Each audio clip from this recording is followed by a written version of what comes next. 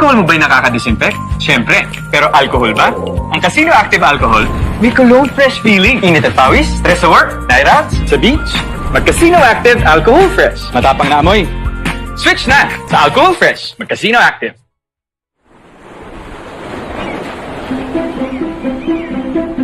Someday, you will get older, slower, grayer, but also wiser, calmer, and freer than ever. At 𝗙𝗲𝗄𝗺, we help you prepare for those years ahead, so you can keep doing what you love with the people that matter the most.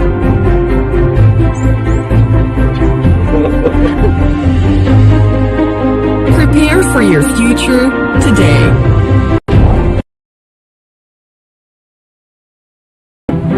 𝗙𝗲𝗄𝗺 International Health Group, the first name in healthcare. Ang dami mong mask, me. Oh no, ang dami nga. For me, di paramihan ng steps sa pimples. 2 steps lang sa Dr. S. Wong Sulfur Soap with Moisturizer and Bioderm Ointment. Made with sulfur that helps kill pimple-causing germs. And zinc oxide that helps lessen redness and inflammation. Ito, try mo. Sa amin, 2 steps lang with Dr. Wong. Before IMG, I was a civil engineer. accountant. I was a plain housewife. Before IMG, I used to be I'm a housewife. I was an accounting clerk. I am a medical doctor. I am an engineer. Before IMG, I used to be a teacher. I was a government employee. A production worker. I am a bank employee. Before IMG, I was an admin staff. I was a seaman. A design engineer. I was a deli manager. I was a telecom engineer. Before IMG, I was quality director. I used to be a doctor. Production operator. An industrial engineer. IT home-based freelancer. Before IMG, I was a manufacturing specialist. I was an exporter. Admin officer. I was a florist. Before IMG, I was a service crew. I'm great. I am great. IMG. I'm great. IMG. IMG. IMG. I am great. IMG. I am great. I am great. I am great. I am great.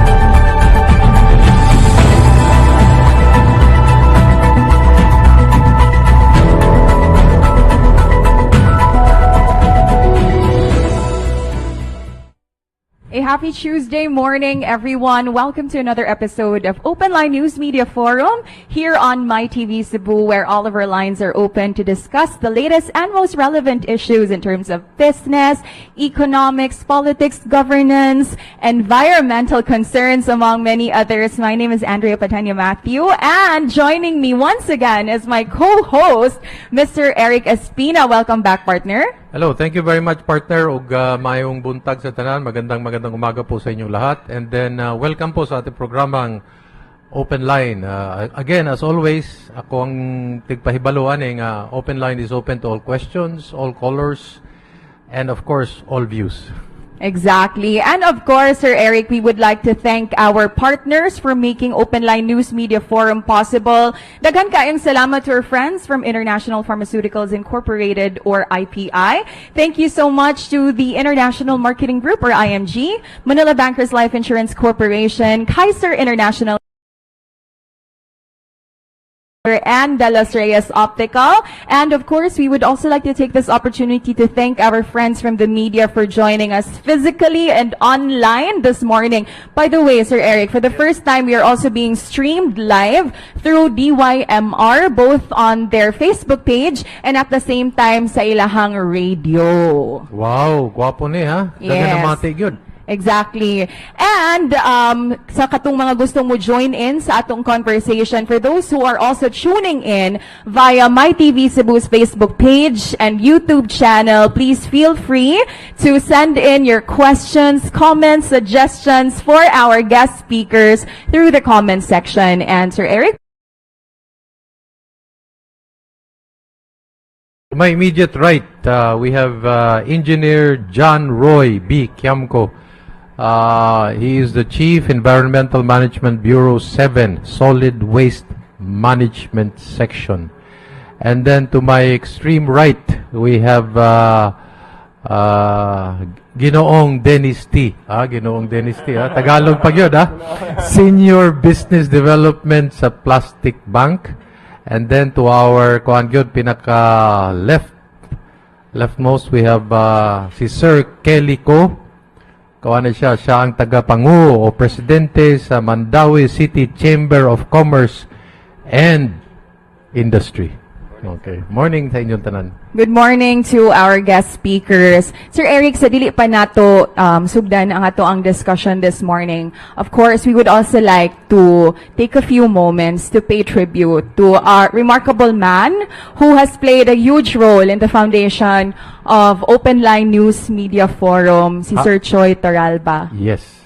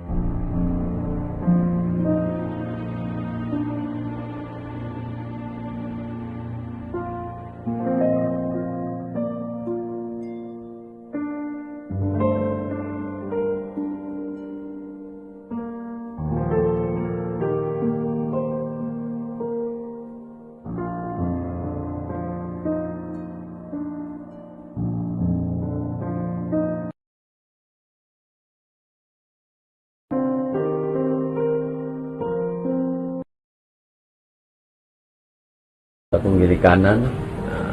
I had peace of mind. Kunya na kuan akong kinabuhi. Straighten out yun. Kunya, you know, everything just fall in there, come into place. Mo na akong mo gina akong impart. In fact, pirmi gina bisag sa akong mga radio program, mo na akong impart nga ayaw di mong sukol sa inyong papagmama. Up there will reward you with reward points.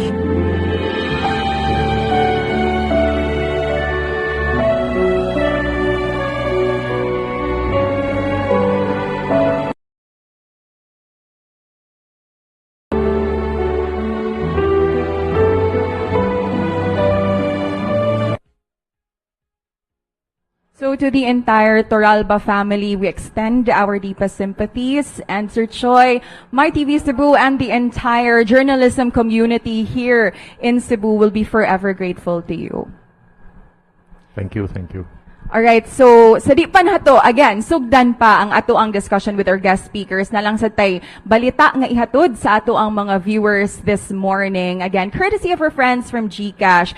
Uso na mong good kay ni Sir No ang kaning mga cybercrime. In fact, just recently, PNP and GCash has been able to nab an online seller for sextortion. So let's watch this story.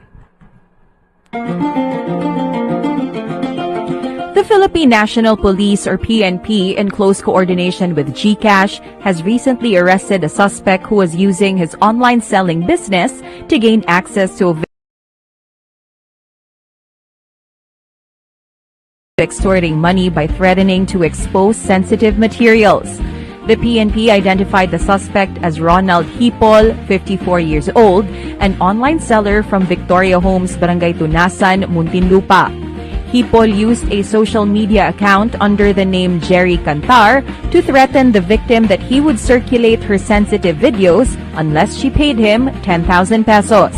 Unfortunately for the suspect, the victim's husband is a police officer who immediately coordinated with his fellow law enforcers and GCash to track him down by luring him into receiving his money via e-wallet, which led to the arrest of 𝗙𝗲𝗄. GCash prioritizes the safety of its users and also promotes public awareness of these cybercriminal activities by reminding everyone to be extra vigilant of online scammers and fraudsters. When making transactions on the app, users are reminded never to disclose, especially from unknown senders.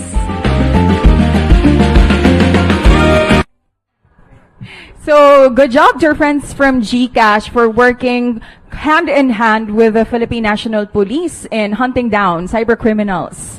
Daghang salamat for that update. Alright, so now let's start our discussion with our guest speakers this morning. I think it would be best, siguro, Sir Eric, to begin with Engineer Kyamko because our general theme for today's forum revolves around the topic of environmental sustainability vis-a-vis economic growth, right? Unya naasay bag-o nga balaod mo ning gitawag nato nga Extended Producer Responsibility Act of 2022.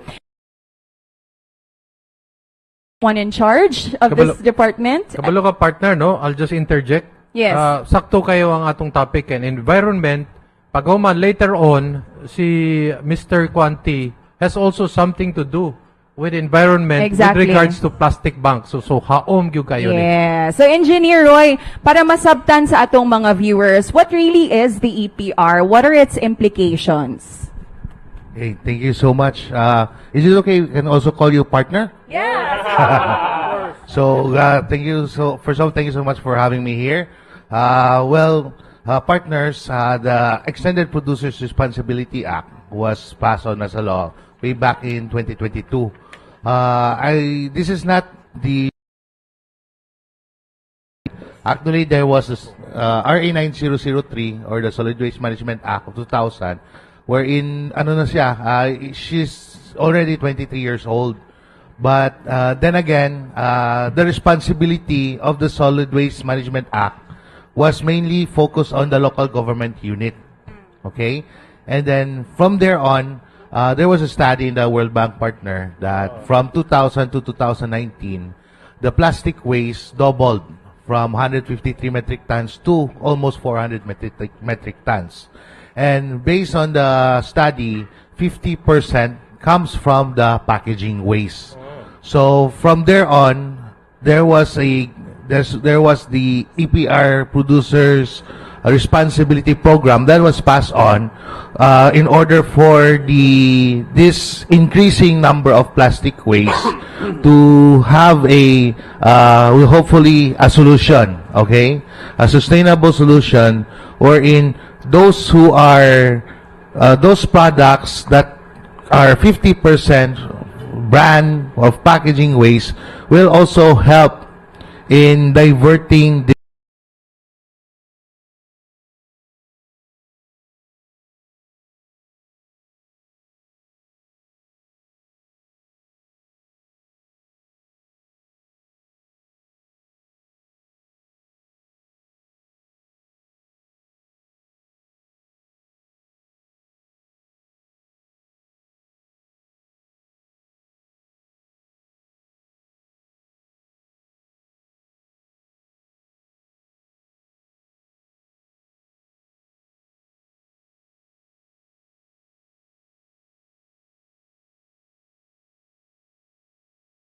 these plastics to not end up in our environment.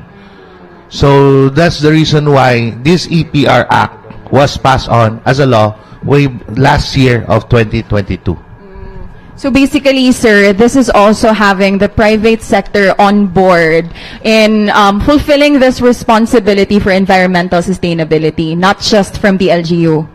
Yes, that is correct, partner. All right. And very timing sad kin, si Sir Kelie, you're representing the business sector of Mandaue City in particular. We'll hear Sir Kelie's thoughts in a bit. But so far, Engineer Kyamko, how is the compliance of our manufacturing companies in Region 7?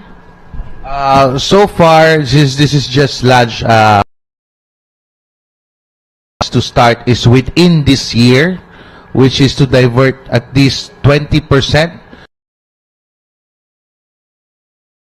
So this year is the start of this obliged enterprise. We call it an obliged enterprise. Okay, this law is covered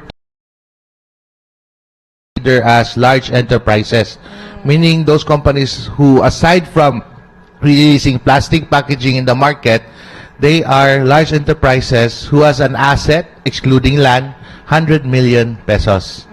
So for now, this year, we are starting for them to register their EPR programs. So muragang implementation ani engineer is being done in increments, right? And the full implementation will be achieved by 2030, if I'm not mistaken. 2028. 2028. Okay. All right. So how do you make the companies feel the sense of urgency? Those who are part of that certain percentage na kinahanglan mo comply, is there like a penalty at stake? As I mentioned earlier, I think a lot of companies have already practicing their picture. They just need to quantify it and submit it to us. And those, aside from that, if there's gonna be a penalty clause, medyo dako-dako gini siya, between 5 to 10 million. Okay? Muna siya yung mga range niya sa penalty ani sa among office, wherein endorse ni siya sa among Pollution Adjudication Board in Manila office na mo. Could you expound on the 5 to 10 million, engineer? Is there like a warning pa ba before that? Yes, actually nasa siya yung mga warning pagid makuan kay karon this stage pa man good is more on, we're just gathering more on the registration side. And then definitely on the monitoring and the pag-filing mga NOV will be the hapsay pa ang IRR ani niya. This is just new law. So this year is more on registration pagid ang among gi-gather gyud and gi-iguog maayo. Last from me before I pass on the mic to Sir Eric, engineer, how are you also working closely with the LGU in terms of localizing this national law through local ordinances? Okay, partner, for the local government units, such as I said earlier, katong ninyo sa 9003 is more on LGU level ba siya. But the LGU has already have programs wherein diversion programs kay para na may mga pet bottle, di ba nato siya malabay sa mga landfill, yung mga recyclable. So we are partnering with the local government units to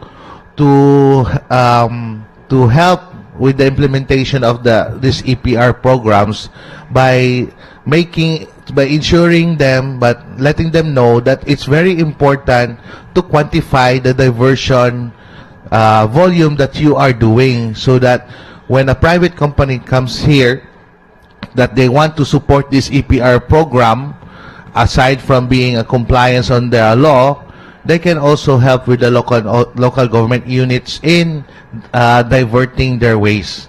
So we are closely coordinating with the local government units in helping and attaining the EPR law. Yeah.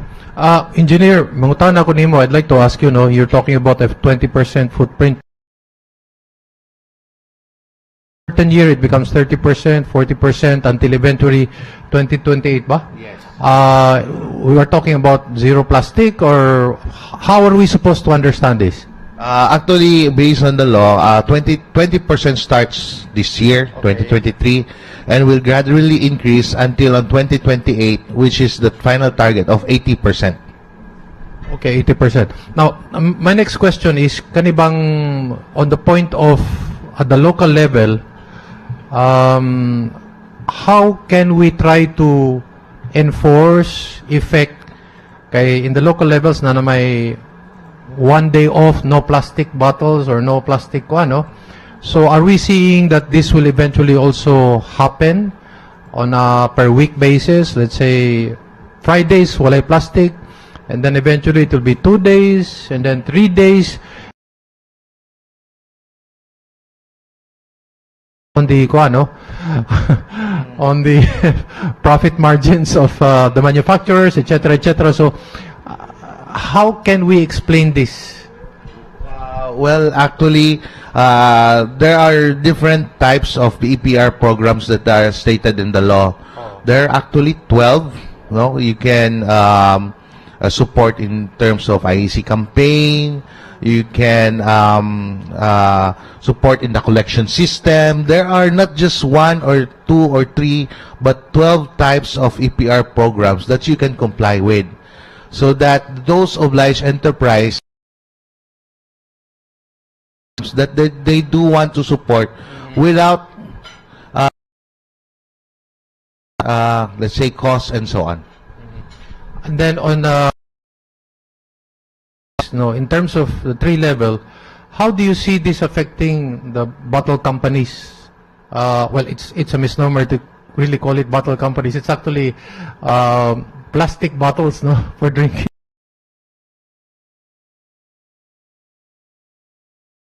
In order that they can still do business, of course, musaka gamay ang presyo, pero how do you see this affecting the business and then the public, the buying public?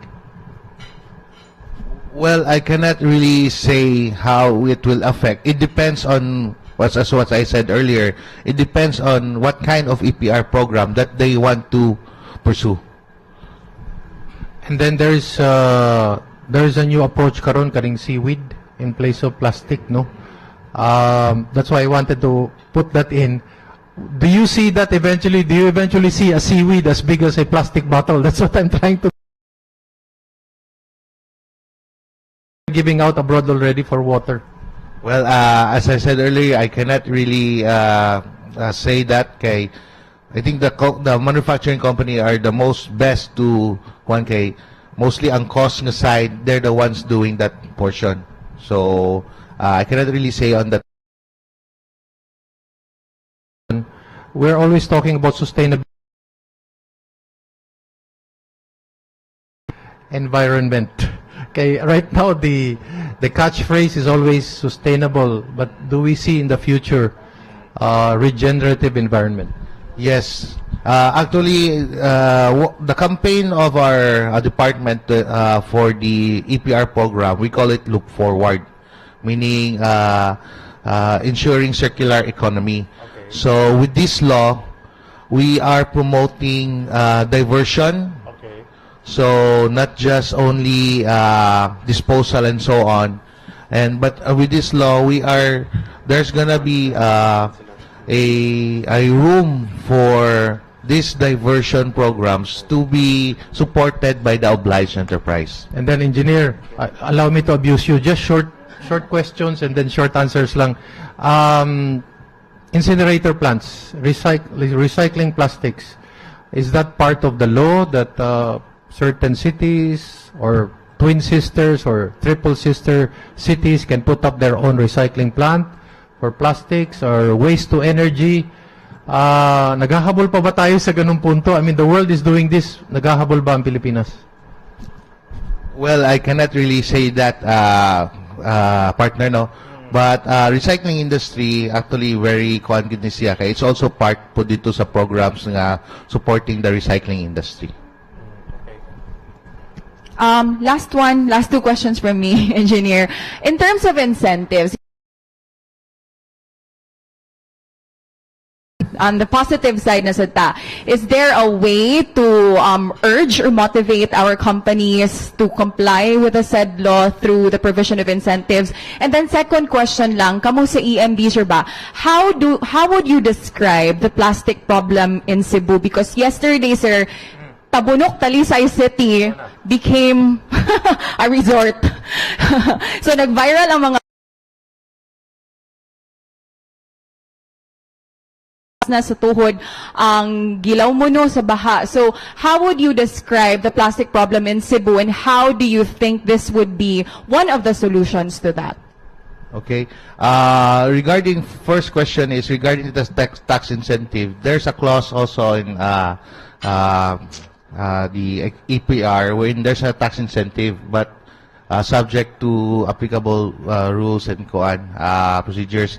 But our department is closely coordinating with the Department of Finance, hoping that there will be a memorandum of agreement or undertaking wherein how to apply this tax incentive based on the EPR program.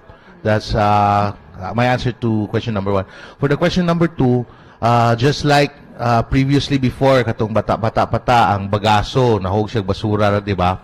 And then karon palito na sa mga tao kay para ipalawag sa mga baka, etc. And with this program, with the support of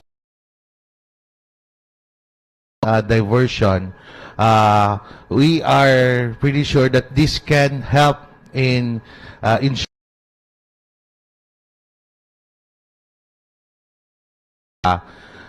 kwarta ni siya. So I need to keep it because this will be bought by these companies who are supporting the EPR program for them to comply with this program. Thank you so much, Engineer Roy. I think that it would be best to segue to the obliged enterprise. Ato sa ipaila-ila. Oh, yes, of course. We would like to guest, acknowledge the presence of Cebu City Councilor Nestor 𝗟𝗲𝗄𝗎. Cons, thank you for joining us for the second time. Welcome back. Minority floor leader ni siya, partner. Yes. Cebu City Councilor and best friend po ni DNR Secretary Roy Kyamko. Bisita yun dito sa imong balay, no? Councilor Nestor 𝗟𝗲𝗄𝗎 is known for his being a staunch advocate for proper solid waste management. Later on, atong dunggon ang side ni Councilor 𝗟𝗟𝗲𝗎. But Sir Kelie, on behalf of Mandaue Chamber of Commerce and Industry, what are our preparations for the compliance with EPR?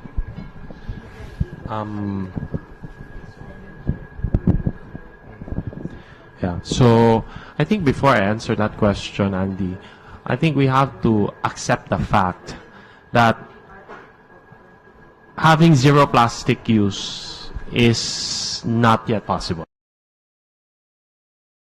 Well, even the most advanced economies, even the most advanced circular economies, still have plastic in their ecosystem. No, what's important for us right now is that these plastics do not end up where they should not be. And that's why I think as far as the business community is concerned, we understand where this law is coming from, but we are definitely seeing some challenges in the implementation. No? That's why when EMB presented it to us, we automatically sort of voiced our concern. No? But we voice our concern not to cancel the law, but really to find ways on how to implement it better, no? So that the companies are compliant, and our ultimate goal is to get the plastics out of where they should not be, out of our environment, no? So in this so we were very lucky because the LGU of Mandaue, who is tasked to draft a local ordinance, was very supportive as well. In fact, companies, no? The very large companies, especially the multinational ones, they have experience abroad. They don't have problem with compliance. We're really concerned with the small, medium, because some of the small, medium do get beyond that threshold of 100 million asset size. So we were in a meeting with Engineer John, si Cons Gendelmar, and Enr, Architect Barlam, to discuss possible issues. So I think the salient points of that meeting, I've listed that down here, is that number one, the government, and so we are to remove it, and we want a ordinance that will help in the collection first, no? Recovery. We want to improve recovery. So this involves the community, this involves information, an information drive, And ultimately, we requested the city to make it easier for consumers, the general population, to do segregation. Because we wanted to focus on plastic. Right now, I mean, ideally, it should be all, no? Pero since there's a law regarding plastic, we want to be plastic focused for now. What else? Number two, it's I cannot divulge everything because everything is still also we want to make it easier for the companies to comply with the EPRA. No, we're very fortunate that Mandaue is already processing its waste. So if we improve the recovery, then in a way, the city has plastic credits. So the general idea is perhaps the companies within Mandaue can access both ways, help recovery and then compliance in terms of quantifying that that recovery. In fact, one of the biggest problems is quantifying the recovery. There is a lot of quantity, there is a lot of plastic that is being recovered, but is off the radar. What do I mean? For example, collects them because there is a ready buyer. But there's a lot of scavengers, even the garbage collectors segregate them and then sell them. So it is not recorded as a recovery of a company like Nature Spring, of a company like URC. It's not, but it's recovered. So we've also explained that to the city government that we have to find a way for the informal economy's recovery to be recorded so that in a way we can also prove that it is brought back into the it is recovered and it is plastic credits that can be used. Yeah. Question, Sir Kelie. Unsa may scenario karon sa mga businesses in Mandaue City post-pandemic? Have the majority of the businesses recovered enough to be ready for this extra cost? Because I know that enterprises like Plastic Bank, this will also be an added budget sa inyong compliance. Have we recovered enough to be ready for that added cost? Okay. It's like this. In terms of recovery, it depends upon the industry. I think as far as manufacturing is concerned, most of them are okay. Although margins have gone down because costs have gone up. So definitely the cost component of the compliance for EPR law is a concern. So I guess that's the short answer. No, unfortunately, consumers are going to pay for the added cost because there's no other way but to pass on. No, I believe until we complete the loop of the circular economy, that is when we will feel that there is no more added cost because of no. Thank you very much. Again, I'll ask you, no, would you encourage local government units to also come up with the plastic recycling and incinerators, for that matter, so that will help somehow, some way, the so-called recovery process, and so the entire ecology is actually becomes also circular in the sense that you're able to recover the old plastics. Yeah, I guess that's the whole point of a circular economy. When you have the circular economy, your waste, as Engineer John earlier said, your waste becomes valuable. There's a price to your waste. In fact, we had the ambassador of Sweden as one of our guest speakers during our summit, and they said that to make their recovery facilities and their recycling facilities make money, they had to buy waste from other countries, or in a way they process waste for other countries so that they have additional revenue. And that's what I mean. When that loop is closed, that's when we really reap the benefits of recovery and recycling. Yeah. So, yes, definitely that's what we want to see. And we're very happy that Mandaue has closed its dump site. And for that fact, they were forced to really engage with processors. So right now, that's happening. Mandaue is processing its waste. So each LGU, although in varying compliance, no, but each barangay has its own MRF and sends their waste, the residual and plastic waste, to a company for processing. Yeah. Private initiative, especially big businesses, are always on top of the wave, so to speak. And then, as far as the Mandaue Chamber of Commerce is concerned, aren't you a little bit anxious comparing other approaches of other countries in terms of, let's say, waste to energy? I mean, this is not a new science, and it's been ongoing in the world. And then we seem to be a little, I don't want to use the word slow, but government cannot do it. Maybe private initiative can nudge government to come up with some kind of a waste to energy. So there's a private company, I think based in Consolacion or Liloan, that's doing that. In fact, that's where Mandaue brings its waste, no?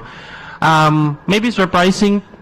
This might sound surprising to most, but most waste to energy companies are not up to capacity. In fact, so that's why when we discussed with the city government, we said we have to improve collection. We have to improve inputs to produce waste to energy products, no? And I think there are so many applications right now, not only in Mandaue as in Cebu Island and Cebu Province as a whole, for these operators. And again, most of their problem is that they do not have enough waste. So we just have to solve the recovery side of things. Yeah. I think it's also very timely, partner, no, because Councillor 𝗟𝗲𝗄𝗎 could probably also give us updates on the pending waste-to-energy project in Cebu City that is yet to come to fruition. But Sigurd, before we proceed to that, let's also hear from Denis Ty from Plastic Bank on how other enterprises can actually convert plastic to currency. So if you could tell us more about that. Right. Hi, good morning. So thank you for having us here. Again, I'm Denis from Plastic Bank. So I really love what Sir Kelie mentioned a while ago, how we need to organize the informal sector. So that's actually what Plastic Bank is doing. So we're one of the accredited, I would say, waste diverters, or in a way we can act as providers for sustainability for these OEs, these obliged enterprises. Just like what also Engineer mentioned a while ago about the EPR program. So we can provide those kinds of EPR programs for OEs. So what Plastic Bank does is we actually organize informal sectors in the different regions of the Philippines. We incentivize them. We also educate them so that they can shift their behaviors and their attitudes in terms of plastic waste. Right now, that's our goal. It's really to help them realize that there's money, there's value in plastic. And through that process, the value chain, after they collect it, we have actually technology that can capture, track, and trace all of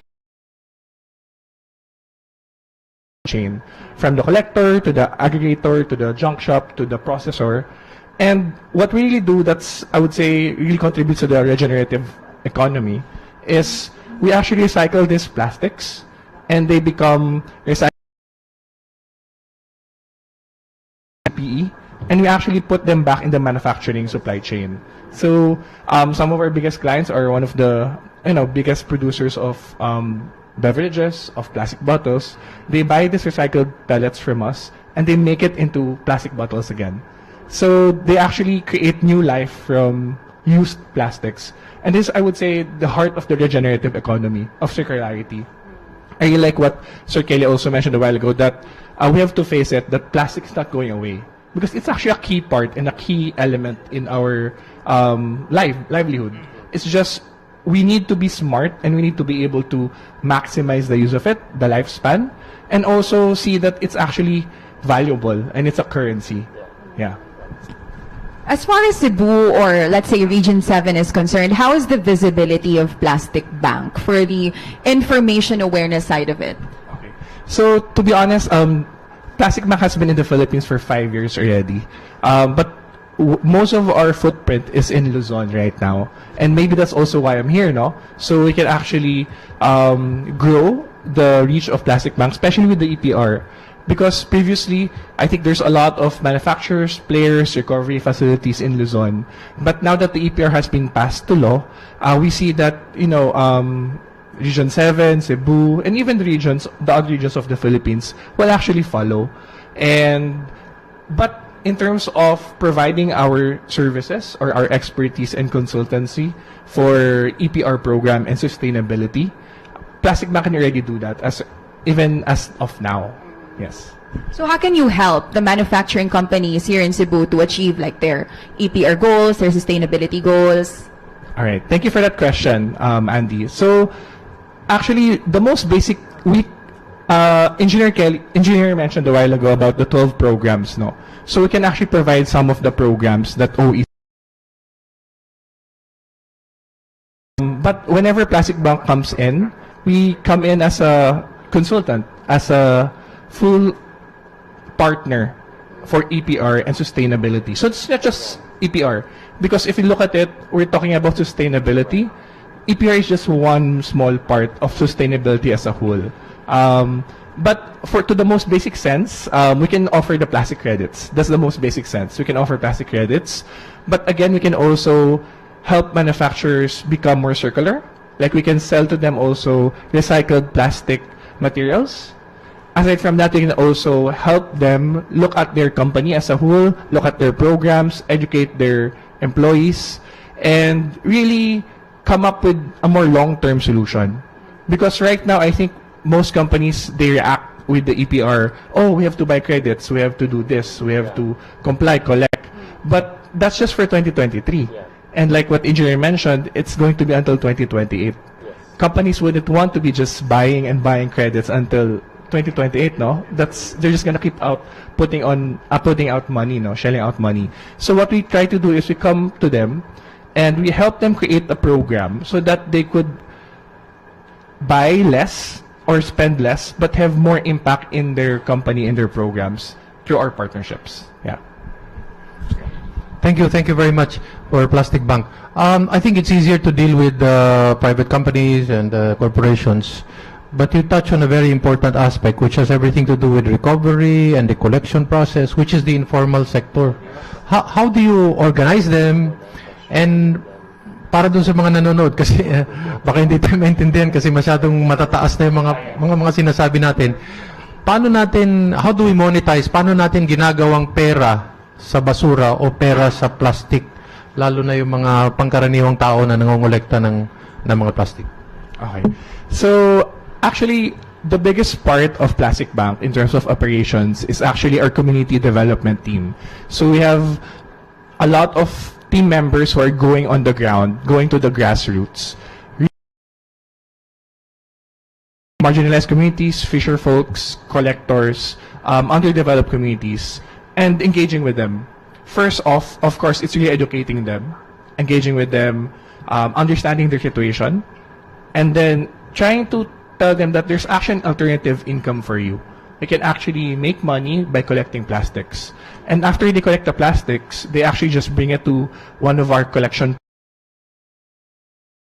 They get paid the right wages. We actually call our communities ethical collection communities, no? Because we make sure we don't employ child labor. We make sure that we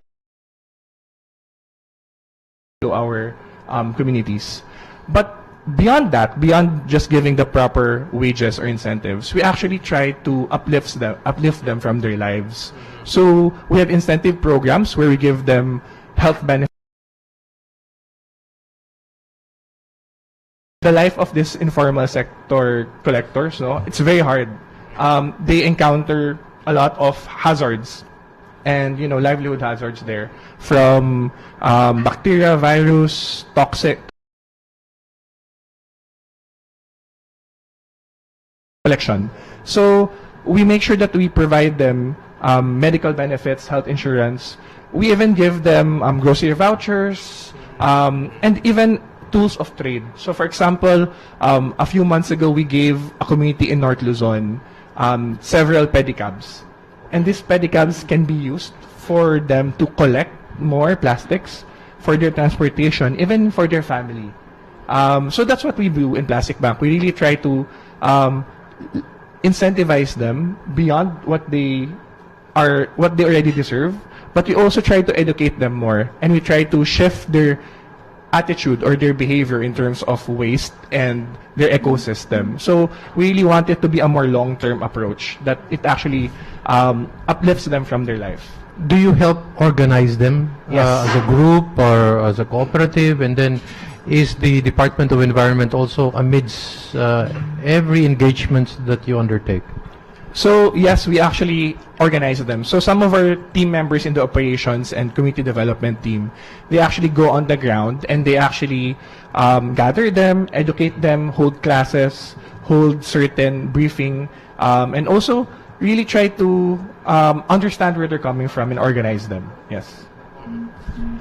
My next question is, if somebody is watching and then they're thinking, how do we get in touch with you? Paano ka namin makontak, or saan ka namin pwede makontak? Because 5 years in the Philippines and, mostly in Luzon. So people in the Visayas are also asking Region 7, how do we get in touch with Plastic Bank? Right. So I'm not sure if I can give my number or my email, but I'll provide my email and my number to my TV Cebu. But definitely you can visit our website. It's plasticbank.com. Pero wala pang collection site dito sa Cebu na. In Cebu, there's no collection site yet. Yeah. But what's beautiful with Plastic Bank, because we're a tech platform, we can work with our existing collection sites here. Because even in Luzon, we work with existing junk shops, we work with existing processors. So even in Cebu, as we establish our presence here, we can actually just come to your existing MRFs, your existing communities, and even collectors, and put them in our system, in our ecosystem. Yeah. How can local government help you? And then, are you in touch with other local governments in order to come up with this kind of a scheme? Because this has to be a partnership, of everybody in order to help each other. Actually, we're talking with several LGUs already. Some of them actually want us to come up with our own collection system or our own program with these LGUs, no? But I think specifically for Region 7, I think what we can do is we can help definitely organize the informal sector. And second, maybe networking us with the right processors, the right recovery facilities, so we can actually work with them and improve the services that we provide to the OEs and even to the LGUs. I think that's it. It's really awareness and building that ecosystem. Yeah. Thank you so much, Dennis. Arino sa Thank pali, you. Councilor 𝗟𝗶𝗃. Councilor, thank you so much for joining us this morning. We've already heard from the side of Mandaue City. Sir Kelie shared that they're also working hand in hand with the local legislators sa Dakbayan sa Mandaue. How about sa Dakbayan sa Cebu, Konsehal? What are our preparations? Do we also have plans to assist our business sector with compliance aning atong EPR? And also, Cons, kamusta naman ni ato ang waste to energy project that's pending in Cebu City? Okay, good morning to, well, of course, everyone.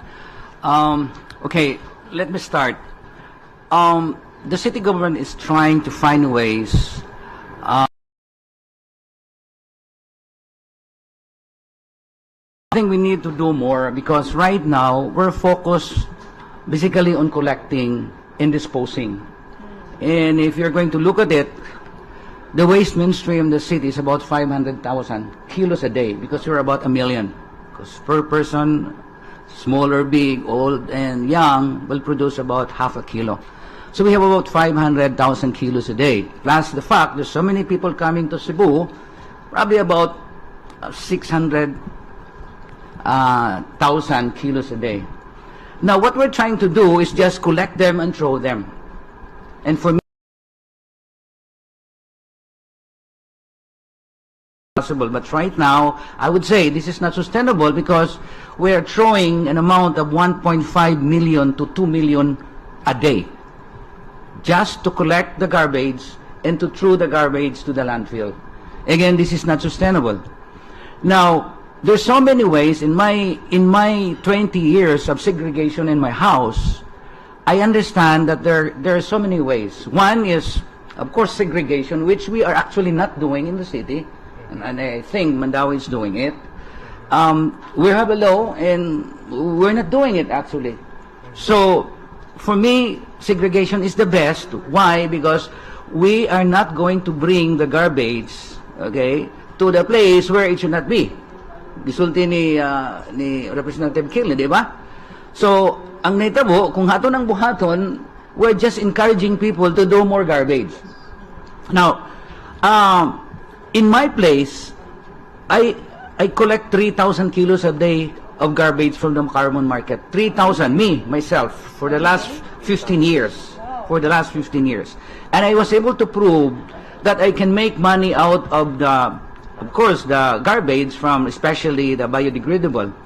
Ang biodegradable there sa syudad, basically is something like 60%. So out of the 500,000 minimum, 300,000 kilos a day is what we call as the malata. And the others are components.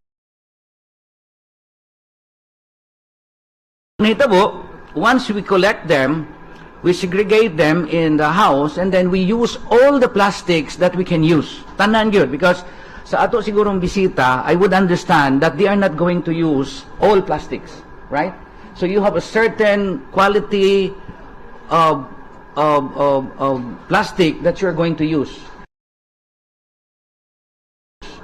Now, i-collect. I think 3 years ago to bring to an amount, but the idea here is that they don't know how itabo ang place nila na himong dump. So yes, there should be a technology which can use all the plastics, no, katong mga maayo ihatag nato nila ni di man sila mo dawat ana. So kung asa man na nato dadon. So we should have an organization or a facility that will process it. Now in my place, all of the garbage, especially plastics, whatever, ako nang gisred, I use it to be part of the concrete nga kung himo nga gipanghatag nako sa tao. But this is, I'm afraid, because I cannot say that this is good enough to make a house.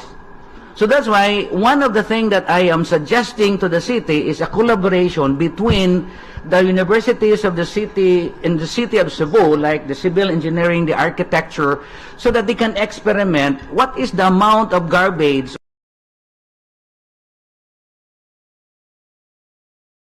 in, let us say, hollow blocks. So in that case, ang atong gihimo, which is the APR, nagtustorya man taani, but ako lang saglitan gamay, the law, the intention of the law is very good. But the problem is, mag-create naman po kaglain ng mga agencies. Kinahanglaan na pang-imo na sa itong i-identify ang NEC, di ba? Mag-organize na po ka. Unsaan mo pag-monitor.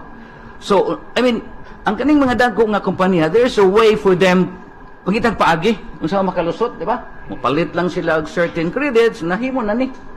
But that's okay with me. I mean, you just go ahead with that. But however, we need to do things which are probably conventional, unya masabtan sa atong mga tao nga dali. Okay? Now, again, segregation is very important. Bringing waste to the landfill is not sustainable. And then we should take note from the 1.5 million per day. Moabot pagagani nag 2 million a day. In 60, say 30 days, pila man na. In 12 months, pila man na. So we're just throwing money now. If we have a collaboration with probably universities in the city to, to study how this way should be used, di ba? And the other thing is, the government might probably use part of this money, because kung ato manggong i-divert ang waste from the landfill, mugamay man ang atong cost, because per ton of garbage going to the landfill is 3,000 pesos. So just to bring the garbage from the city going to the landfill, again it's 3,000. Why labot na ang maintenance sa mga equipment sa City Hall? So grabe, labay lang yun ng kwarta, 2 million a day. Now if we have to reduce, we have to reduce the waste mainstream going to the landfill, and then use probably this amount to do a, let's say, research and development in the city, unsaon na nato, then this is more sustainable. Okay? Now, at muadto na lang ko, daghan pa kay kog ma-share, but muadto na lang ko sa atong hinganlan natong waste to energy. Now, this waste to energy facility, for me, kung it's real sense, this is one item that could solve. However, ang kanimang kong waste to energy need volume. Naani sila yung certain amount ang gidaghanon nga dili usik ang ilang kwarta. So that's why they are asking the city a minimum of 800 tons a day. Sa ato pa, in that sense, we are actually encouraging people to do more waste. Sige, maghimo, kaya mo lang kwaon. This is one thing that I understand. But let's say, unsang may naa sa waste to energy. The first thing is, it should be something, the technology, it should be something that would be accepted to everybody. Okay? And it should be proven this is something na acceptable. Kaya ingon magugag waste to energy, most of the waste energy na atong mabauan is basically iyang sunugon o iyang i-melt.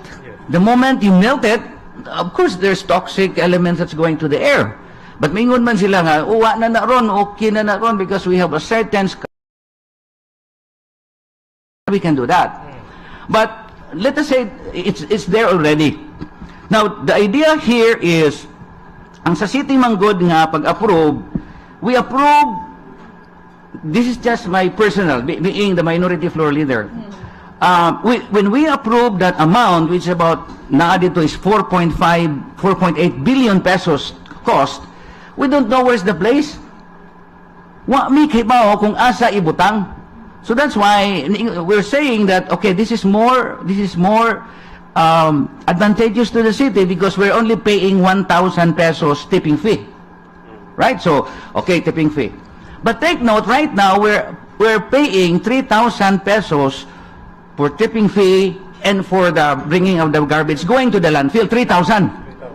So meaning to say, kung wa takay bao, kung 1,000 ang actually acceptance sa tipping fee, kung ang delivery unya 4,000, so that would be 5,000, right? So this is something that we need to understand. Okay? Now, they're saying that, look, I mean, okay lang na, kay magasto magid ta, mawagtang ang atong garbage. Because the incentive there is to waste to energy, which is the energy that you're going to harness and give it to the city. Now, it's not clear in the contract actually. It's not clear, ingon naman sila, muhatag sila 5%, but when it should be given, o how much, that is one question that we should realize. Because mayroon ko kag 3%, kunya pila ng kwarta ha. I mean, this is something galutaw. So in contracts, in my case, sa akong pagsabot, in a certain contract, there should be a time, there should be an amount makuha sa syudad. So sa pagkakaroon, I understand, naingon sila na naakuno sa guba. Okay? Barangay guba. But that is still floating because they are asking, the contractors or the proponent is asking another 365 days para muuswag ang ilang delivery sa uban nilang mga deliverables. So this is now the situation nga gitanaw sa syudad. Okay? I have a question going back to your proposal, Councilor Ba, about the insertion of the academe through research. When do you propose, when do you plan to... I'm trying to put that in a certain ordinance. Pero kibaw manggod ka sa ordinansa, sa yun ramangay na nimo ibutang, pero ang pag-implement manggod lisod. So what I was trying to impress to the mayor that if you can make an executive order right now to have a joint, let us say, study I mean, o di ba tagaan natog certain grant ang usa ka eskwelahan, no? Atong accredited na himuwi mi og certain product nga magamit ang plastics nga katong dili ma-recycle sa ubang nga mga kompanya. Katang sachet, kanang tanan gyud styrofoam, dili man na magamit sa uban. Di ba? So, this is dako kay nig area nga magamit sa atong hinganlan nato og kanang landfill. So,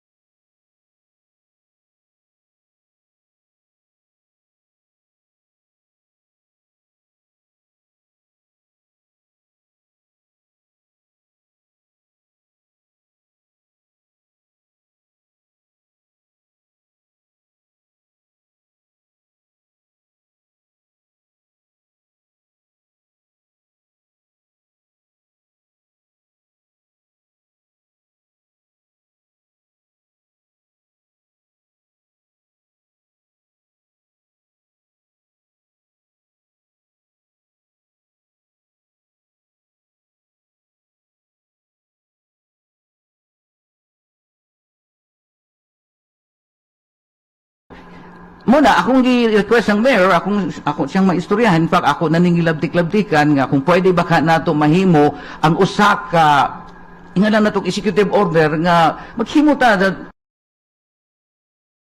ganahan jud kay na sila ang mga bata. Unya, Pa-contest na lang ni Cons. it could be something like a contest. One is the other one. Ang problema nato sa city government kanang bitang shredder. Kay magsigit tag pamalit og shredder, di kaugma magsigi magkadaot. So we're spending a lot of money in buying equipment nga ang hitabo lisod nato himuon, whereas kung ang students tagaan nato silang certain parameters ba na these are the kind of plastics that you're going to experiment and give it within 6 months before mo graduate. So kana bang naagi makita tangible nga items nga aron makatabang yun. No, these are murag parallel ni nga hinganan natong initiatives sa atong gitan-aw nga waste to energy nga para nako na-encourage you tag more garbage. Now, if there was a company, ako lang ni isaglit because naamanggoy ingon nga waste to energy, naay usa ka kompanya nga nihatag og proposal sa syudad sa Cebu nga they are going to put their technology in the city or in the province nga they are going to get their garbage for free. Why bayad? Nothing at all. Ang ilang kinahanglan is a place where they can put this equipment. What happened? Ganahan matag na ibayad. So, mao na yung punto karon. So, there is a company, Corinthian, I think they are actually going to Mandaue, Lapu-Lapu, and ang kaibaw ko na ni padung na sila sa hinganlan na tuog sa kanang probinsya.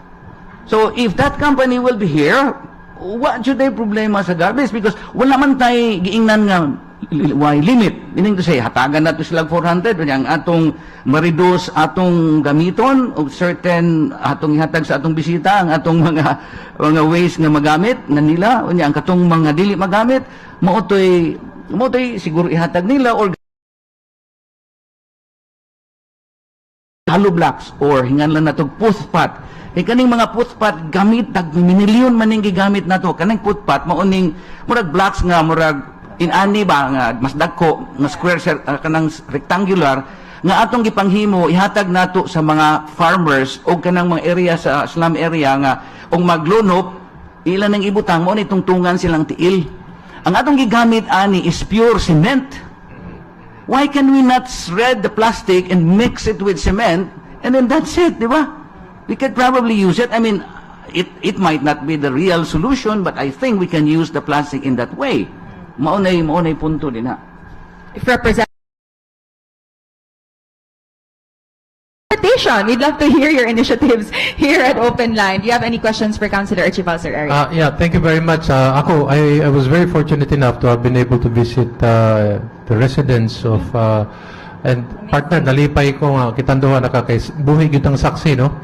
And then no less than at that time the Secretary of DNR was also Exhibit 1 also being present, no? But my question, Councilor, is you mentioned that Mandaue is able to do it, but Cebu City is not able to do it. Please explain what they mean. I understand that Mandaue is doing the segregation. Okay. Actually, before, during the time, ako pa'y nagda sa environment, ako yung giingnan si Tami na, Tam, we're actually, during the time naapa siya dito, we're only getting about 80 million per year atong hinganlag revenue. Kaya ako magod being of course member sa chamber, ako magunggitan nga atong tan-awon ang usa ka government nga murag hinganlan nato og business, because ang naitabo pag sud gyud nako in 2001 pagtan-aw nako sa revenue sa waste kanabitang collection sa garbage is only 30 million.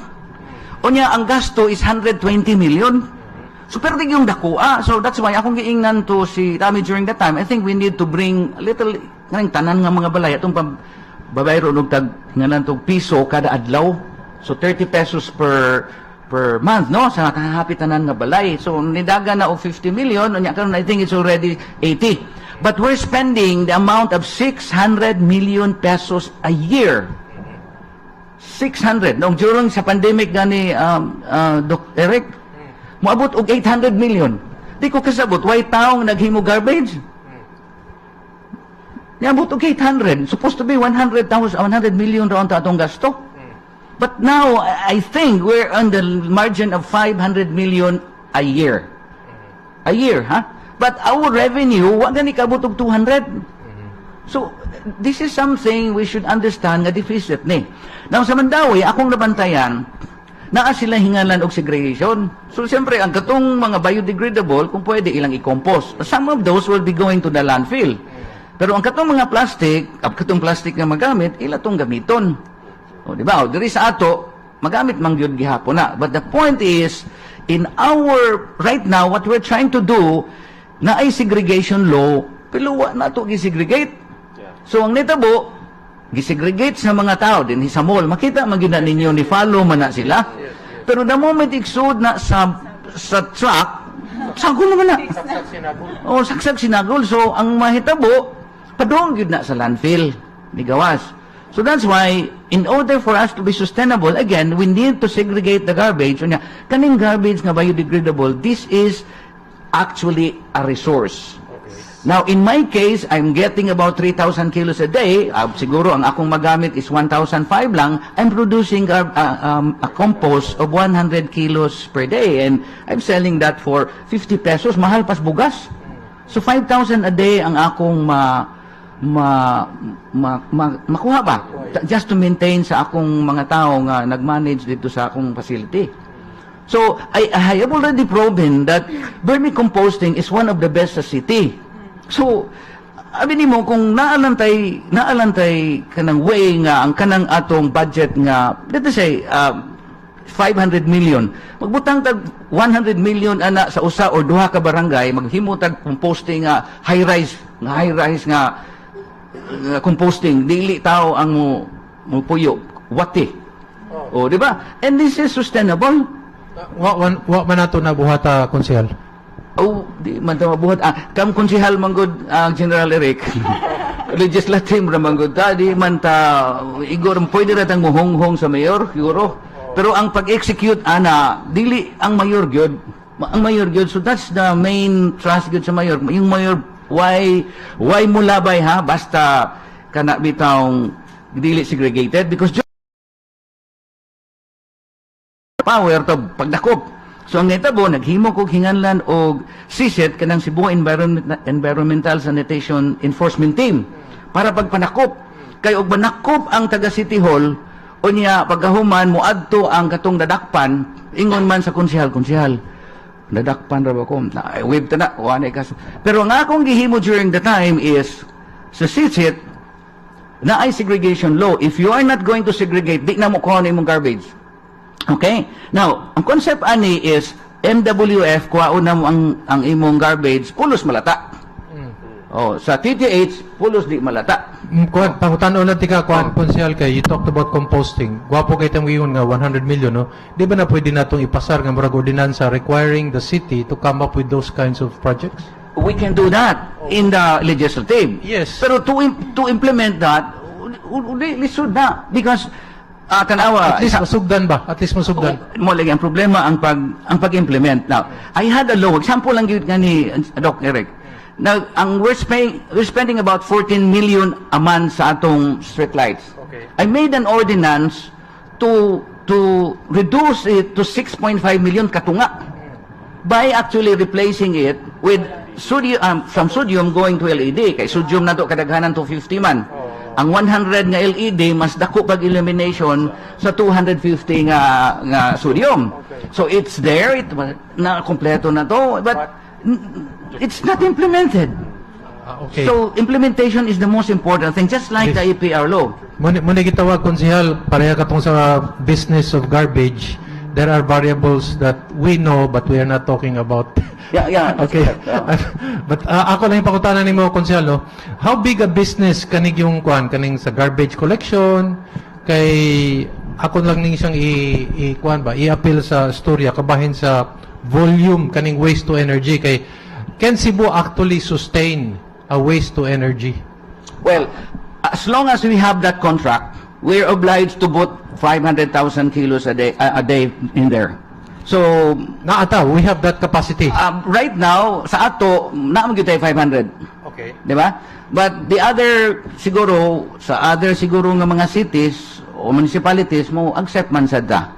So, it might be sustainable in a way nga ma-sustain ang garbage. But sustainable in a sense, for the good of environment, I don't know. But how big an industry, or if I call it an industry, how big of a business is garbage collection? This is very big. This is very big. Give us some numerical numbers so that we can understand fully.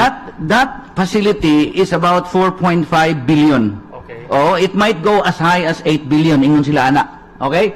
Now, what the problem is, moingon gani kag negosyo, kinahanglan dili lang ang usa ka tawo, usa ka kompanya. Because we're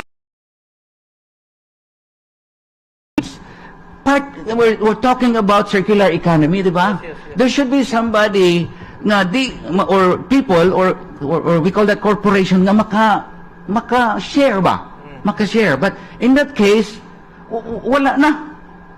Ilan na tanan? Di ba?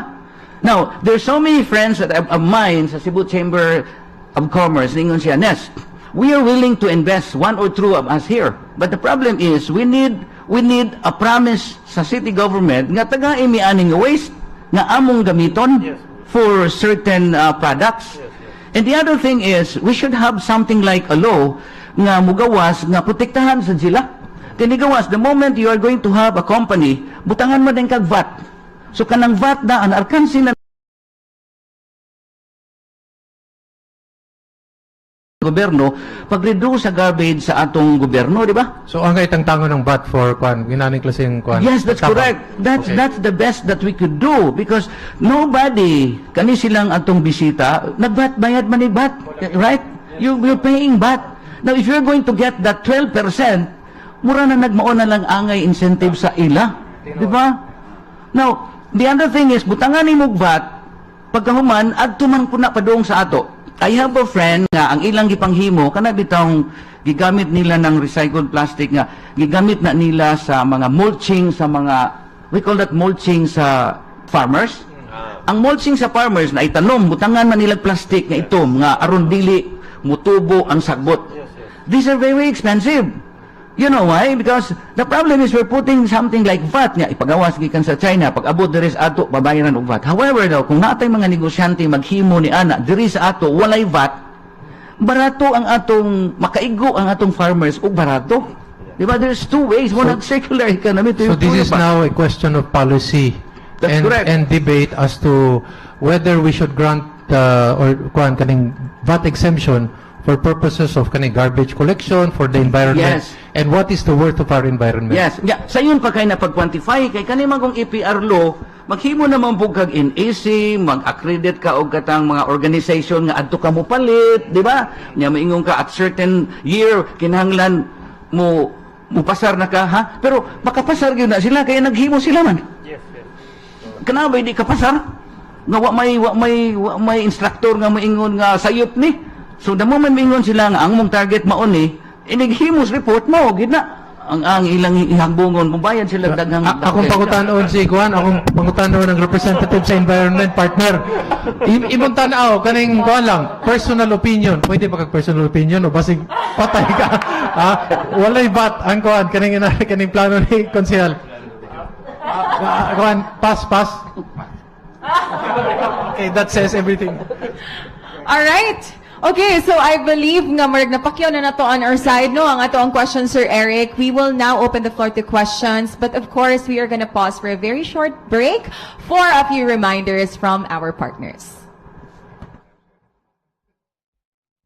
Boom, boom, boom, boom with Bioderma Boom. May skin germ protection, gentle non-drying formula, kaya booming sa protection, booming pang complexion, blooming sa bango at sa facial sulit, kaya sa Bioderma Boom. Love comes in many forms.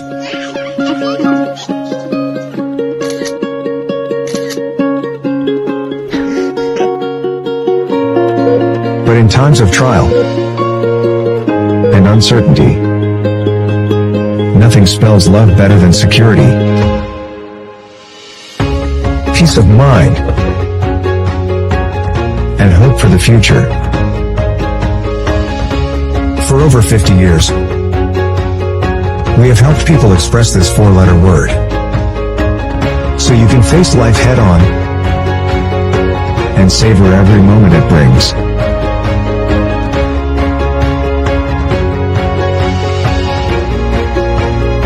Manila Banker's Life. The best way to show your love.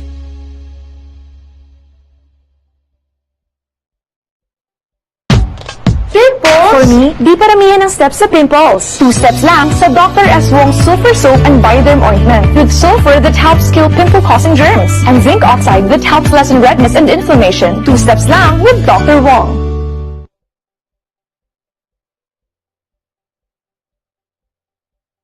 Kaiser Medical Center provides a wide array of diagnostic and medical care services, ranging from immediate quality medical care to consultation to individuals and companies all over the Philippines.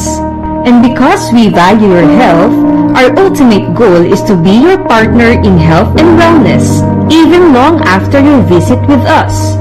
Kaiser Medical Center is a diagnostic clinic equipped with highly committed and experienced professionals willing to provide you with excellent healthcare service, focused on health and wellness at all times. Our aim is to have a consistent, lifelong relationship with our patients by providing convenient and affordable quality medical care and consultation which is preventive and curative in a happy, safe, and friendly environment. Kaiser Medical Center, kaagapay mo sa kalusugan.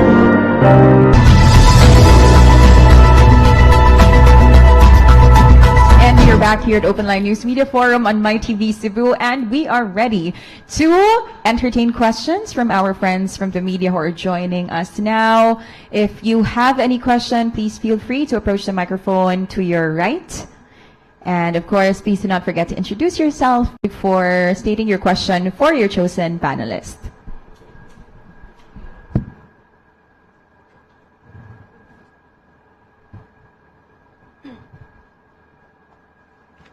Good morning, I'm Mary. So, I think you can answer this bisagin sa ninyo mga sirs.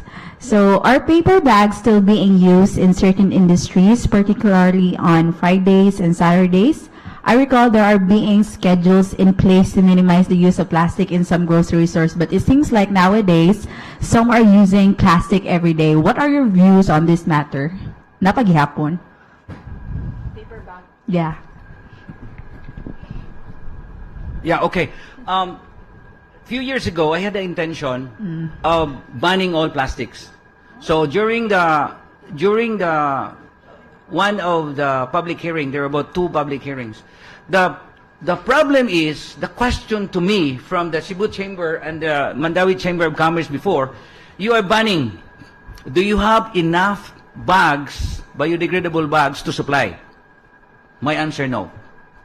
So what I did is to make something like a Monday or Tuesday or something like that. So it was okay. And then it was naghimo si Nina Cabrera ana again. Then pag sud na ko karon, I think ako na nang gihimo og man 4 days a week na. Now then again, ang nakabantay ko, bisag ako nakabantay ko nga ang uban da gyud mo gamit.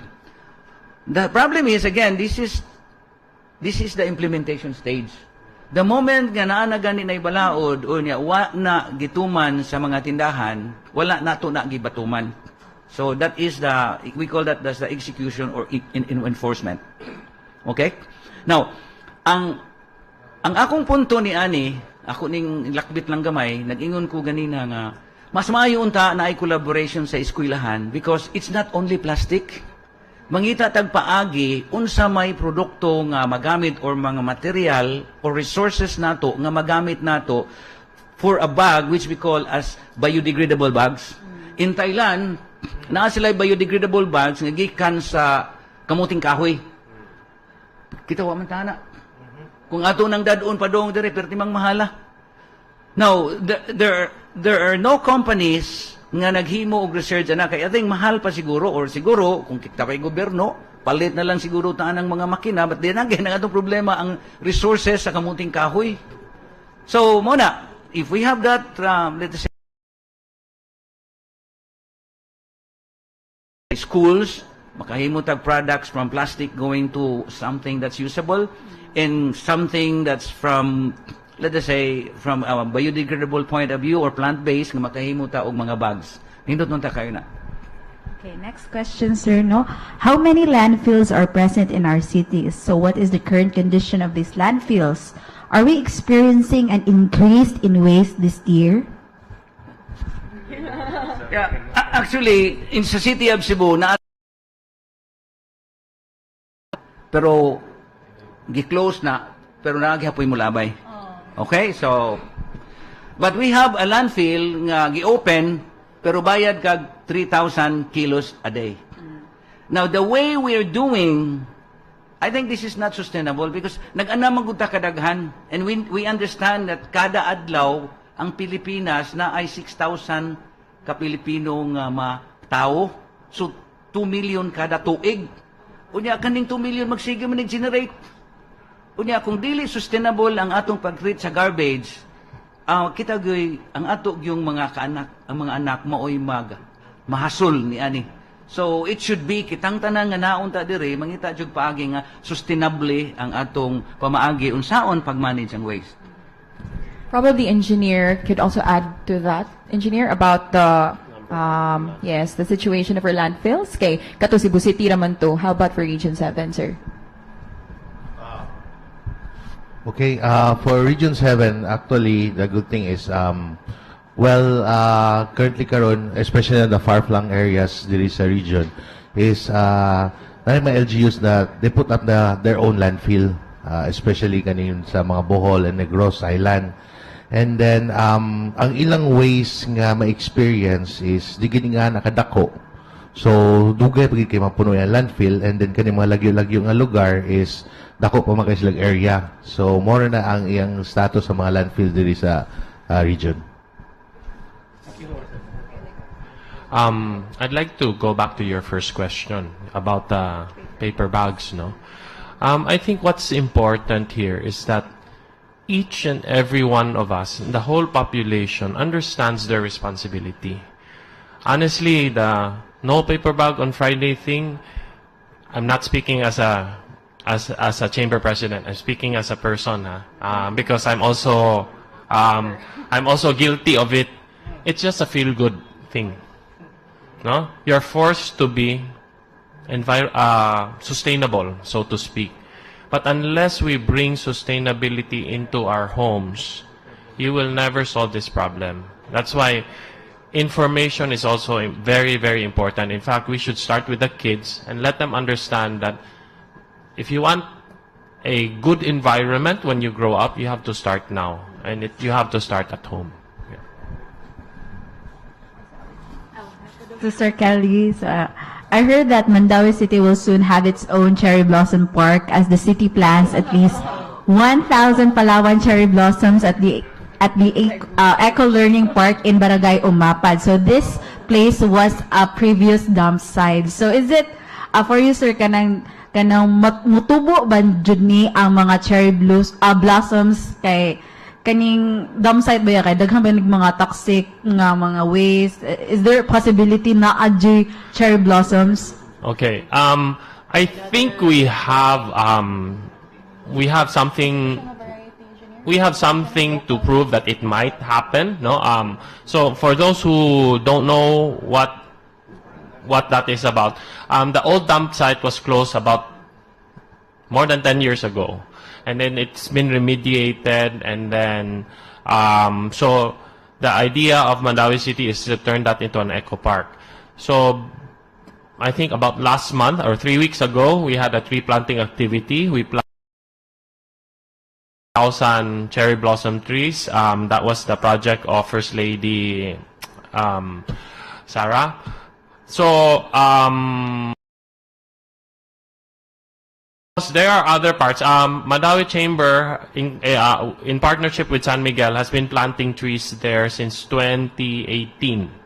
And not all of them survived, but some of them are already 8 feet, 9 feet tall. So I'm very hopeful that they will survive. And First Lady really put our names there, so we want to take care of it so that I can tell my grandchildren that I planted this back in 2023 and look at it now. So I'm sure some of them will survive. If all of them will survive, I'm not sure. But it's a very good message because from an old dump site, there's an eco park that rose out of it. So definitely it's something that we supported wholeheartedly. Good morning to our panel. My name is Kaisir from Sunstar Cebu. So anyone from the panel can answer this question. Do you think is there a need for a national policy or law regarding the banning of plastics on certain days, especially that in every LGU it varies? So mas nice ba if mas standardized ganit siya? National law. For the national law, actually nana siya sa 9003 nga list of non-environmentally acceptable packaging. But kana siya nga list should be released by the National Solid Waste Commission nga members na DOST, na DTI, na DNR, nasa government agencies, nasa mga NGO. And so far, katong last year lang is I think ang list na ni Gawasra is I think 1 or 2, okay? Which is katong plastic straws. Kay sometimes magod if imo i-sacrifice ang plastic, ang cost niya mo dako, okay? So it's not just plastic lang, dapat reusability, recyclability sa type of plastic and so on nga they will evaluate whether kani siya nga type of packaging material should be included on the list of non-environmentally friendly. So nana siya, nigawas pa lang is first lang is katong plastic straws. Which we already shared po sa mga LGUs through their Senro and Menro offices. Do you want to comment to that? Yeah. National law on banning plastic. Yeah, that would be good. However, mo lagi, because the moment you are going to have a law, ang implementation magud mo ilisod. Na moingon ka nga mauni number of days, moingon niya ka in the end of the day, moingon kag 6 days a week sa ato pa unom ka adlaw. Nya wa di kay supply sa mga items nga imong ipagamit. Useless. So mo gihapon mo balik ka sa uno. So it should be tandem. So it should be tailored in such a way na ang mga tao nakasabot at the same time ang mga government implementors nakasabot. Na moingon kang MWF like sa city, naabay enough nga mga supply nato mga bags nga magamit. The other thing katong giingon ni President Kelie ba na kinahanglan kasabot ang tanang tao. Because kung maghimo lang mag-comply, ang nahitabo na ay magdakunuhay o bago niya plastic sa ilalo, maura maghihapon, mangita magpaagi, magagamit gihapon plastic. So these are the people nga maingon ta gamit lang ko because mo comply ko pero di gihapon mao ang intention ba, di mao ang direction. So that's why what is very important is katong giingon ni President Kelie nga magsugod sa mga bata. Usaw na to pagtugod sa mga bata nga ang computer na may magsigig tuslok. Wa may ecology subject ang atong schools. Nothing at all. During our time, ang mamunit pa man taog dahon, himuon na itong compost, amito na to sa garden. Pero karon ang ato, duta naman. Roadblocks. I mean, these are things nga, I think our government should look into. Nga, narita, balik. Kayo, mapawang ning kalibutan, wa na tayo kuryente, unsam na natong duta, unsam na natong roadblocks. Basic good. I mean, kabantay mo sa, para na ko ba? Kabantay mo sa pandemic, istorya ni President Kelie, nagkakat-on siyang compost. And real composting. Di ba? So, unsa may mahitabo na to, nga for example, mawagtangan tag kuryente karong pila ka adlaw, unsa may mahitabo. So, these are things nga, angay good sa tas basic una nato nga mahimo.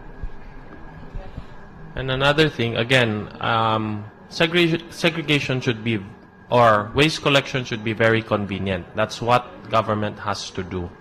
And in fact, the use of plastic is not only related to reduction of waste, it's also in terms of the convenience of use. Majority of Filipinos do not have their own vehicles, no? I mean, when you see in the movies, their paper bags, can you imagine you carrying groceries for a family of 5 inside our jeepneys? That will never happen. No? So ang mahitabo anak, probably they buy from the sari-sari store who use plastic also. So I don't really agree with imposing that without solving the other problems of society. Question po regarding po sa kaning these plastics that goes to the sea, so kaning matawag nga marine debris, in an environmental group says that it is contributed daw sa kining proper nga solid waste management because of leaking at dump sites. Mag-ask lang ko, sir, from EMB, unsay kining napabati mga dump sites since it is illegal, niya unsay ni pila rin na close na to so far and na convert into landfill? Actually, ang dump site siya cannot be converted into landfill kay puno na siya. So far karon, magkuha mo sila tawag ni mo ani, mag-convert into MRF. Ilang gihimo na sila into MRF. Kay mostly manggod, what's happening right now is different LGUs are doing clustering of sanitary landfills. Nga medyo nagdagan-dagan, since akong mentioned earlier na mga landfills nga nag-open up, uban LGUs are also partnering with different LGUs kay ilang i-cater po ang ubang LGUs dito sa ilahang lungsod.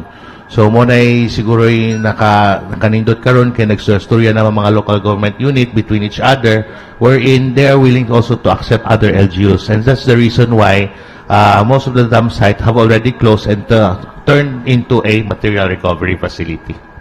Because in 2021, sir, DNR said that napay 27 ka dump sites ang need pa ikuan. Actually, katong 2021, 27, gataga may target ato by end of April is closed na. And kato siya pag 2021, na-close na gito siya April. Ang 27? Yes. Okay, thank you, sir. Thank you.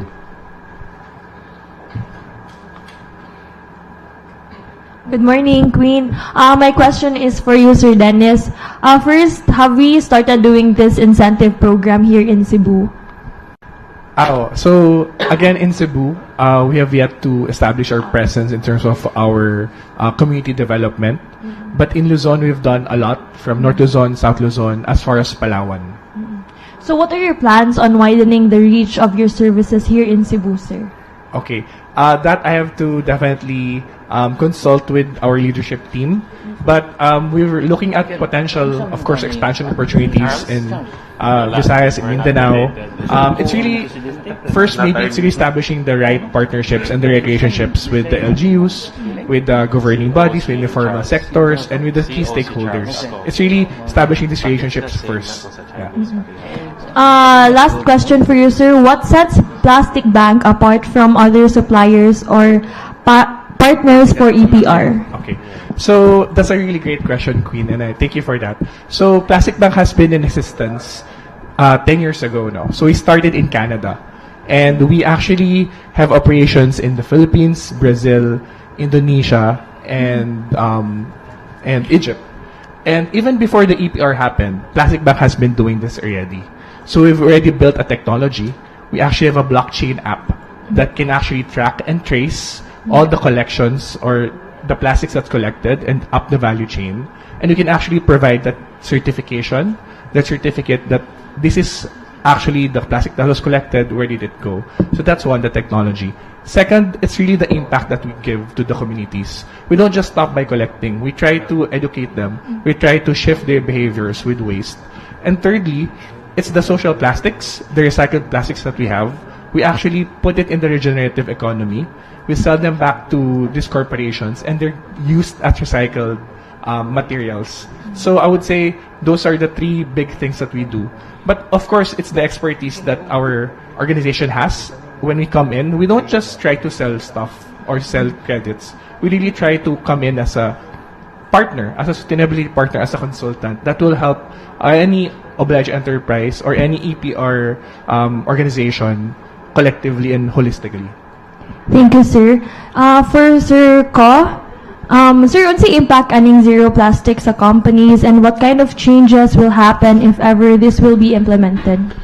Again, as I said, a world with zero plastic is impossible, no? So, we'll talk about EPRA na lang, good, no? What will compliance entail? Again, for the short term, it will entail costs. Most likely, it's going to be passed on to the consumer. But hopefully, very, very soon, we can close the loop, and people, as engineer has said, people will start to see our wastes, no, not only plastic, all other wastes, be valuable. And once there's value in that, then perhaps it will lower the cost na, because your waste revenue stream, in fact, no. Consehal here said earlier na the city is spending so much money on just tipping costs. No, so for example, from a government perspective, if you lessen the amount that you tip, then that's savings. And in that sense, that savings is also almost like revenue, because you did not spend your revenue. So that's really how the circular economy works. By passing on, you don't throw away waste, but instead you have revenue from your waste. Yeah. Sir, regarding niyo sa recent flooding situation in Mandaue City, recently lang po nag-sign og MOA si Mayor Rama and Mayor Cortez with regards to conducting solutions aning mga pagbaha, and one of which is ensuring that establishments comply with making appropriate rainwater catchment complies at establishments in Mandaue City. Okay, complying with rainwater catchment is not takes time, no? Especially if your buildings are existing. So maybe you can ask about rainwater catchment by next year. But as far as the flooding issue is concerned, if you allow me to share, it's not only it's a lot of factors, no? Plastic could be one, infrastructure could be one, and also in terms of planning, no, we're suffering right now because of the mistakes or negligence that we did decades ago, no. Typically, if you go into a well-planned city abroad, you don't build anything along the creek. And I think as far as Mandaue is concerned, they've already are stricter in terms of the easements required, no? I've heard some businessmen or homeowners have approached me saying, why can't I build na? Then I learned that because they are within the required easement, no? So I think that's a good step forward. But again, the flooding issue is multifaceted, and we cannot solve it by just collecting plastic or putting rainwater catchments. Yeah. Last question na lang, sir. You've mentioned suffering. So, do you have data on how much ang losses sa establishments sa Mandaue City due to the flooding incidents? Accurate data, no, but definitely flooding would change consumer behavior, no? So maybe you're planning to go out shopping today, but because it rained, ay na lang. So again, I do not have accurate data, but definitely it does affect our revenues as an economy. Yeah. Thank you, sir. Good morning, everyone. I'm Edmond Disola from UNTV.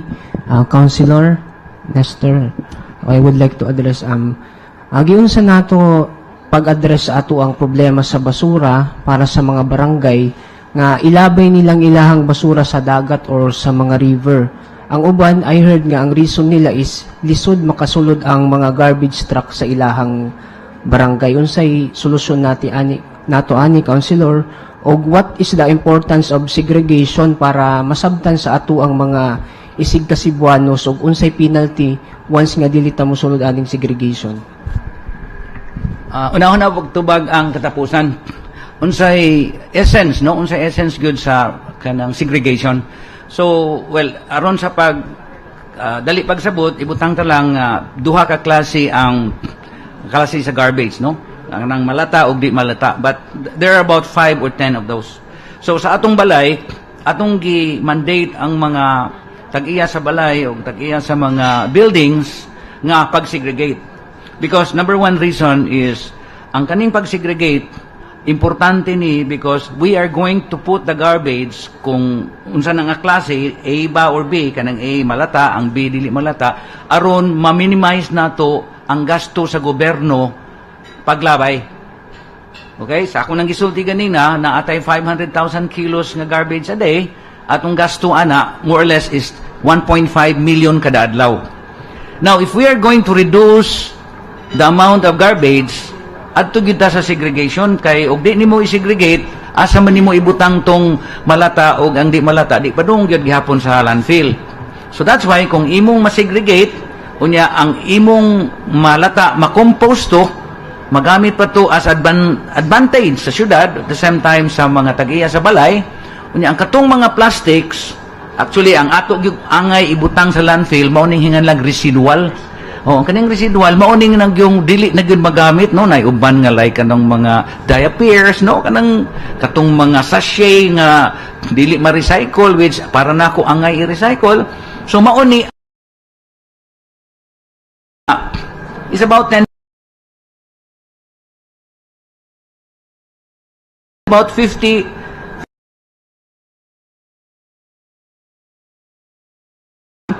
150,000 na lang itong bayaran kada adlaw. So dako kayo ang masave sa government. Unya ang kaning let us say 1,350,000 adto ni nato ibutang sa research, adto nato ni ibutang sa paghimo og mga building para sa composting in a way. So this is more sustainable kay in the future gamay na lang kayo ang waste nga mo adto sa landfill. Now, kaning mga areas nga naa sa dagat, naa sa sapa, tinuod gid na. That's why ang kaning mga 90% sa akong nabantayan, kaning mga sapa nga ang kadaghanan sa atong sapa dire naa man gyud mga tawo nga nagpuyo. Most often, ang kanang ilang waste, human waste, whatever waste, na gyud na sapa. So ang atong kasapaan mao nay biggest hingan na natog septic tank. Mao nay nang hitabo. Nakaron, ang gisulti ganina ni President Kelie na ang Mandaue, ilan na gyud ang pangitag pagi nga ang katong easement ma-pursue gid na, which I think di naman nato ma-future kay na nabutang naman na skilled, in fact ni intrude na gani nas kasapaan. So that's why mag-anam gyud kagamay atong agianan sa tubig, ang kanang flooding ug dili na nato masagang ang tubig gikan sa ibabaw, mag-continuous gyud na. Plus the fact nga ang continuous managnaog ang mga plastic, mga kahoy, mga yuta, mao na nahingan lang tog selting. Magmuselt na ang gilawmon sa sapa, mo kuana o mabaw na. So mangihi lang gamay, naggamay o nanatngihi mauwan gamay, muawas na yung sapa. Now, ang solusyon ani daghan kaayo. Okay, the first solution is kato, kinahanglan ma-aware ang mga tao nga nagpuyo sa kilid sa sapa nga ilan ang ilabay ang ilang mga waste padung didto, dako kay na og epekto padung nila. Okay, mao na pinaka-importante gyud. Nya, ang gobyerno pod kinahanglan sayon nga makalabay ang mga tao sa pakat-buwan, ato na lang nako ilabay dito sa sapa. Because ang kanigong mga pobre, dili man ni environment ang ilang gitan-aw. The name of the game is survival. Nganong day gilabay ni nako, buhi pa man kuig kaugma. So, mao ginay main point, no, kinahanglan kasabot ang mga tao, kunya ang atong barangay, kinahanglan they are going to make in such a way nga makuha nila impossible kada adlaw. Kanigong mga balay dito sa kilid sa padugol ni kayo, daghan kay ni sila. So that is the point. Now, ang atong mga kadalanan perti man gyung gagmaya. Dili gyud kasud ning mga garbage truck nya.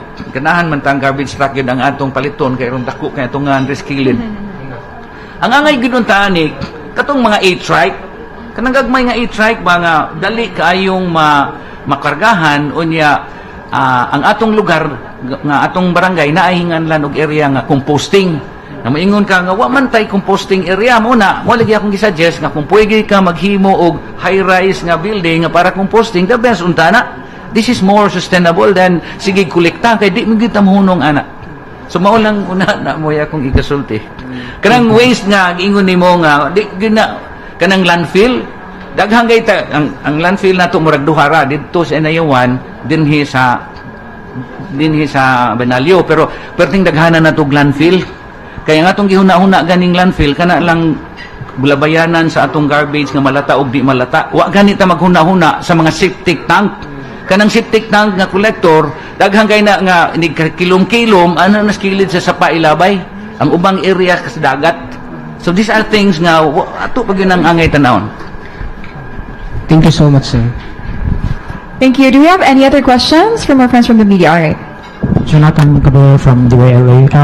Question to Engineer Denis. Sir, how much pila ang standard plastic price or every kilo sa usa ka sa plastic? English or Tagalog? I kind of understood. Okay. That's a great question, no? It's just like any commodity in the marketplace. It actually goes up and down. So it really depends on the demand and the supply and the market forces, no? I think though in Luzon, because of the more demand, where some of the players or processors are able to buy kilos of plastic at a higher rate. I heard in Mindanao, they were selling it at a lower rate then. So it really depends on the ecosystem.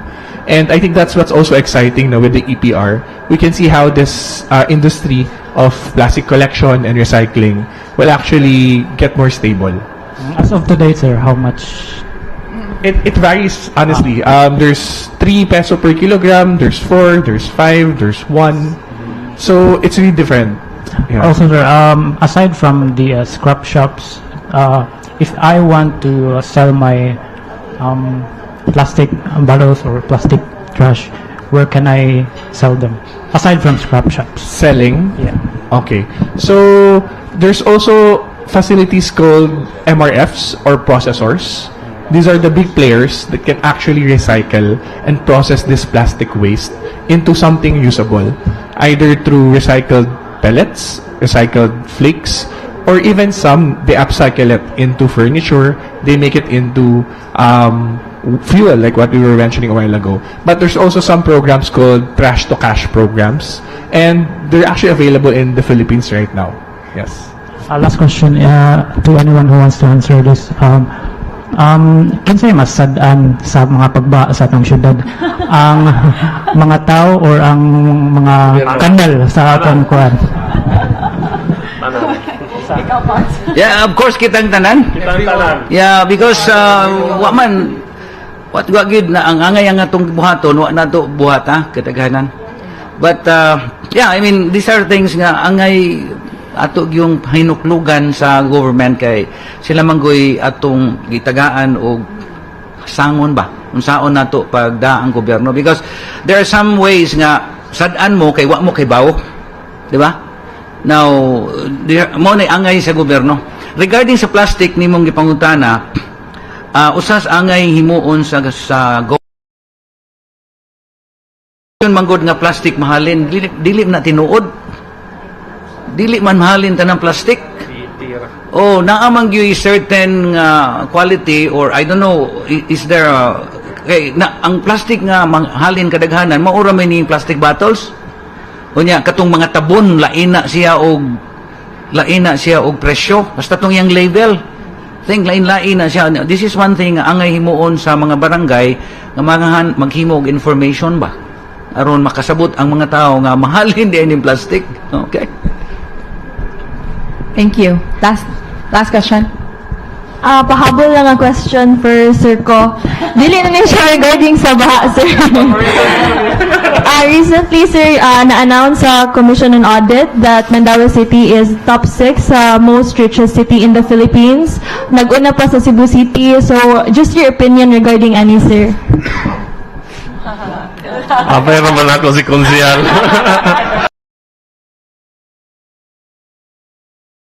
I think what Mandaue is doing well right now is as far as they're improving their processes within. One of the biggest revenue streams of the city is business taxes. So I can talk about that because related man sa chamber. Awarded yun na sila as one of the most business friendly. Back in 2022, they were awarded by Philippine Chamber of Commerce and Industry as the most business friendly LGU, no? City level 1. Why did they get that? Because they really improved their system of application and collection. I have confirmed good nga sa yun gyud kay mo process a business permit. Within a week or less than a week, you can apply and pay for your business permit. So as far as collection is concerned, they're very high. So they also sakto gyud tong gingon ni Cons. They see the way they run their business, the government as a business. Why do they by making it easy for us, they give us nindot kay laha customer service mindset na sila, no? Back in 2020 pag lockdown, they decided okay, mag-online na gyud ta ani business permit by 2021. Although most of the businesses still wanted to go to the government one-stop shop, what did they do? They laid down tablets so that the bookkeepers and the business owners will be forced to use the iPads to lodge their business permit renewal online, no?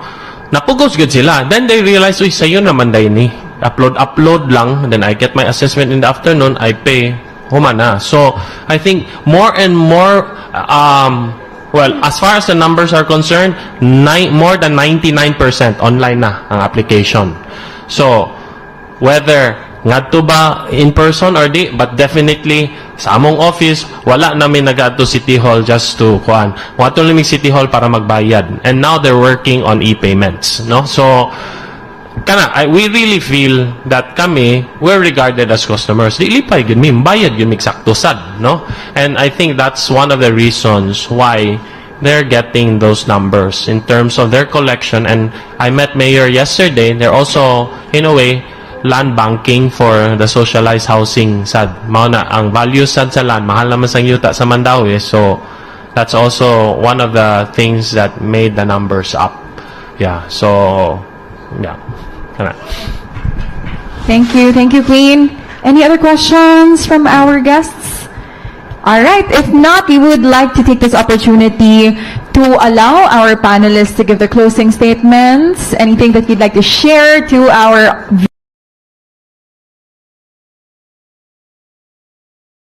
So maybe just to answer what Sir's question a while ago, no? Actually, I just Googled the value for waste recycling globally is 1.3 billion US dollars. So it's actually a lot. Sorry, it's 1,300 billion. So that's 1.3 trillion US dollars.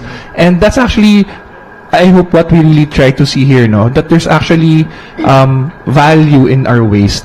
And in the regenerative economy or in the circular economy, 50 years from now, where do you imagine, where do all our waste go to? Do we still throw the plastic? Do we still throw the waste? Do we still throw the aluminum? So imagine that world when we have flying cars, when we have electric vehicles, when we have hologram machines. What's our waste management look like? And I think that's what we need to be prepared for. That in the future we won't be doing the same thing how we collect waste now. So we have to prepare ourselves that there's also a cost. And that cost is actually the cost to preserve our world and to preserve the. Maybe that's my closing. Thank you, Dennis. Engineer. Yes. First of all, once again, thank you, for having us here, and also with this EPR program workshop.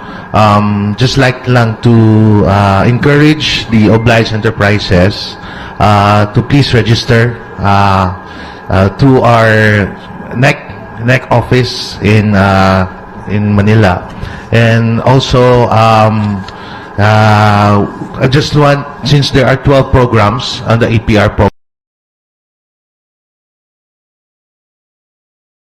and quantifiable, so that it can be monitored easily for us, and di siya ingon nga basin katong giingon ni Sir Kelie ganina nga basin dili makita ang iyang programs, no? And also if you have any questions regarding the page, which is EMB Region 7. And just like to say, with the EPR campaign that was being launched this year, let's look forward. Thank you and good morning. Thank you, Engineer Kyamko. Sir Kelie. Yeah, thank you, Andy and Eric, for having us here today. In closing, I just want to, this is sort of like an invite. I know this is oblige companies only, but let us see sustainability and protecting our environment. This sounds very cliche, but this is true. This is all our responsibility. You can help the companies by segregating, so it is everybody's responsibility to protect this world.